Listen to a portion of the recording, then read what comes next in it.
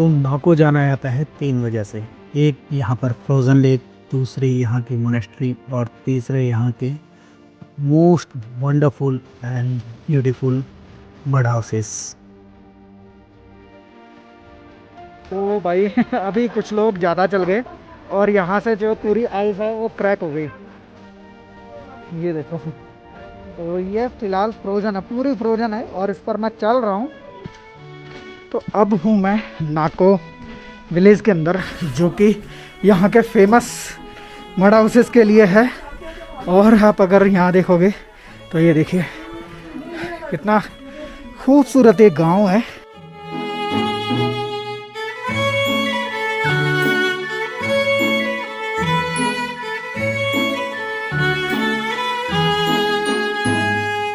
बहुत पुरानी परंपरा को यहाँ पे संजो के रखा हुआ है नाको विलेज ने। अभी भी यहाँ पर आप आओ और आपको यहाँ मड हाउसेस देखने को मिलेंगे। कितने प्यारे प्यारे मड हाउसेस हैं।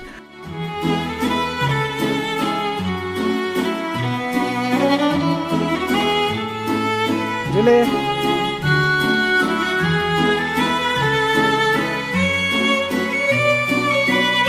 और यहाँ पर आप चलते चलते किसी को भी ग्रीट करोगे तो वो आपको एक स्माइल के साथ में आपका ग्रीटिंग वापस देगा। और बहुत ही प्यारे यहाँ के लोग। ऐसे ही जब मैं मोनेस्ट्री की तरफ जा रहा था तो मुझे रास्ते में मिले ये अंकल। जुले तो अंकल एक बात बताओ, यहाँ पर जो मिट्टी के घर बनाए हुए हैं वो क्यों बनाए हुए हैं? वो मिट्टी का घर बहुत गर्म होता है। अच्छा। और सर्दी में गर्म, गर्मी में ठंडा होता है। तो यहाँ पर ठंड में आपको ठंड नहीं लगती? नहीं नहीं, हमारा आदत हो गया, ठंड नहीं लगता। और गर्मी में बहुत ज़्यादा ठंडे रहते हैं। हाँ, गर्मी में ठंडा लगता है। दिल्ली से आया मैं हूँ। स्पीति वैली का टूर कर रहा हूँ। अच्छा, फिर कैसा लगा हमारा गाँव? बहुत अच्छा अंकल। अच्छा, ठीक सच है, में ठीक है। बहुत प्यारा गांव है आपका। अच्छा। और सबसे प्यारे तो अंकल आप लगे। ठीक है, ठीक है। अच्छा अंकल, फिर मिलेंगे, फिर दोबारा दोबारा आएंगे। हाँ, गर्मी में आ जाना आपने। बिल्कुल अंकल। अच्छा। अच्छा अंकल, जुले यूँ तो मैं 3 साल से ट्रैवल कर रहा हूँ और मोस्टली ट्रैवल मेरा पहाड़ों में ही होता है, लेकिन आज तक मैं कभी भी मोनेस्ट्री नहीं गया था। तो मोनेस्ट्रीज़ को लेके मेरे दिमाग में बहुत सारे सवाल थे और बहुत कुछ मैं जानना चाहता था। और मेरी ये क्वेस्ट पूरी हो जाती है नाको मोनेस्ट्री में आकर। यहाँ पर हम बात करते हैं यहाँ के लामा जी से। तो हमारे साथ नाको मोनेस्ट्री के लामा जी हैं, जो हमें मोनेस्ट्री के बारे में, यहाँ के इतिहास, यहाँ की कहानी सभी बताने वाले हैं। तो आइए सुनते हैं। मोनेस्ट्री जो 11वीं सेंचुरी का है, 11वीं शताब्दी में, जिसको बनाने वाले जो थे रतन भद्र, जो एक महान वादक थे मुझे जी, उन्होंने उनको जो 11वीं शताब्दी में बनाया था। मंडाला आर्ट का मतलब ये है कि ये रिप्रेजेंट करता है नथिंग इज़ परमानेंट को, मतलब कोई भी चीज़ स्थायी नहीं है, मतलब परिवर्तनशील है। बस सेकेंड वन इज़ अटैचमेंट जितना आपके अंदर होगा उतनी वो सफरिंग का कारण है। मंदिर के जो बैक साइड में है वहाँ पर आपको द 5 मेडिटेशन बुद्धास दिखेंगे, 5 ज्ञानी बुद्ध।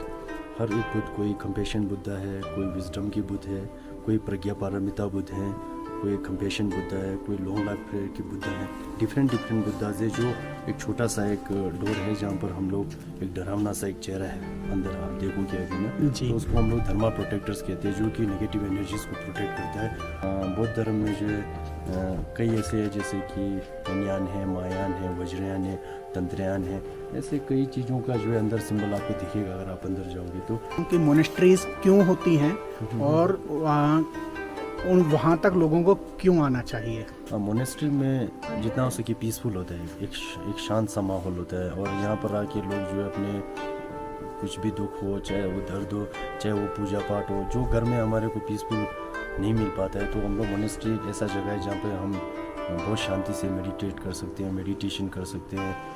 तो उस कारण से मोनेस्ट्री बनाना एक सिंबल हम बनाते हैं। जैसे कि हिंदू धर्म हम जानते हैं कि हम भक्ति और समर्पण के लिए जाने जाते हैं, और अगर सिख धर्म की बात की जाए तो वहाँ पर त्याग के लिए जाना जाता है। लेकिन अगर मैं जितना बुद्धिज़्म के बारे में जानता हूँ, एक पीस के लिए बहुत ज़्यादा बुद्धिज़्म को जाना जाता है। मैं ऐसा समझता हूँ कि रिलीजन अपनी जगह है, रिलीजन मानना नहीं मानना आपकी चॉइस है, लेकिन हम लोग जो है ह्यूमैनिटी को सबसे ज़्यादा ऊपर रखते हैं और ह्यूमैनिटी सबसे ऊपर है। मैं भी 12 सालों से बुद्धिज़्म का अध्ययन कर रहा हूँ, लेकिन अभी भी मुझ में इतना, मैं समझता हूँ कि इतना नॉलेज नहीं कि मैं आपको अपने शब्दों के माध्यम से उसको बयां कर पाऊँ। ये प्रैक्टिकल मेडिटेट करके और खुद को फील करने का एक चीज़ है। फिर भी आपने बहुत अच्छा संदेश, बहुत ब्यूटीफुल संदेश अच्छा, दिया है अच्छा, हमारी ऑडियंस के हम्म। लिए। अब बस मैं एक लास्ट क्वेश्चन पूछना चाहूँगा कि जैसे आप मॉन्क हैं तो इसमें एक लामा की उपाधि होती है, हाँ जी, हाँ जी। तो ये लामा की उपाधि के बारे में थोड़ा सा बताएं, और इसमें इसमें कौन कौन सी उपाधियाँ होती हैं वो भी थोड़ा सा बताएं।